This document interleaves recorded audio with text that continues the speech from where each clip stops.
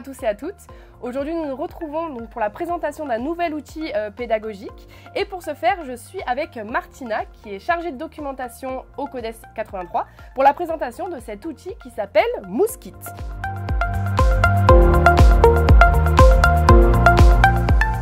Alors Martina, pourquoi un outil sur les moustiques ? En 2004, dans la région PACA, on a détecté la présence de moustiques tigres.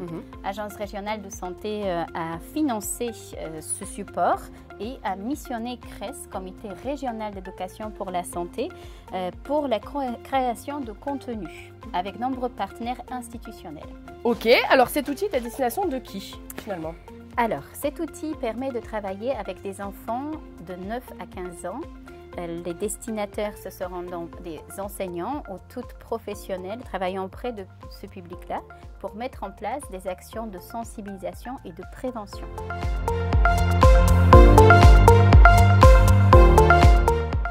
Donc concernant cet outil, comment se présente-t-il ? Alors, il existe en version papier au CODES, ici dans notre centre de ressources. Mais tout contenu est téléchargeable sur le site mouskit.org. À la fois, nous avons des apports de connaissances, des diaporamas à télécharger pour les enseignants qui souhaitent présenter le moustique tigre dans son environnement, dans son cycle de vie ou autres informations, mais aussi à l'intérieur on trouvera énormément de fiches pédagogiques pour travailler avec des enfants, par exemple le repérage des gicleurs verts. Voilà. Ok, d'accord.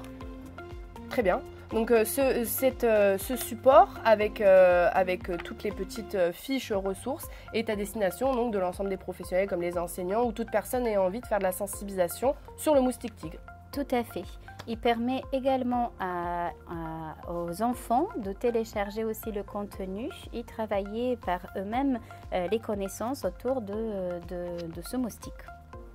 Martina, tu nous as parlé des gîtes larvaires. Est-ce que tu pourrais nous en dire un petit peu plus ? Oui, tout à fait. Alors, dans notre environnement, nous pouvons repérer des gîtes larvaires, notamment sur notre balcon, une petite plante avec une soucoupe, ou des simples bouchons d'une bouteille abandonnée quelque part, remplie d'eau, où la femelle de moustique tigre va pondre ses œufs. Il faut savoir qu'elle préfère pondre dans les milieux très sécurs, c'est-à-dire pas forcément dans les temps à côté, mais peut-être sur notre balcon. Dans ce cas-là, cet outil-là permet aux enfants de repérer les gîtes larvaires et de devenir un acteur de prévention. C'est-à-dire de trouver notre place dans le geste, dans le cycle de vie de moustique tigre pour empêcher la prolifération. Super, c'est-à-dire que chacun peut repérer, même à la maison, certains sites qui pourraient être favorables à la ponte des œufs des moustiques. Tout à fait, qui est une espèce nuisible pour notre santé. En effet. Quels sont les autres supports qu'il y a à l'intérieur de cette mallette ? Alors, il y a des flyers d'information qu'on peut présenter aussi également aux enfants. Peut-être ils peuvent amener aussi à la maison. Énormément imagés, avec des quiz toutes faites sur les connaissances, sur la représentation de moustiques tigres, mais notamment sur le cycle de vie où on travaille vraiment les connaissances pour comprendre où sera notre place dans notre prévention. Et en quoi le CODES 83 peut être acteur de cette prévention ? Nous proposons à tous les professionnels souhaitant mettre en place une action de prévention ou de sensibilisation un accompagnement méthodologique.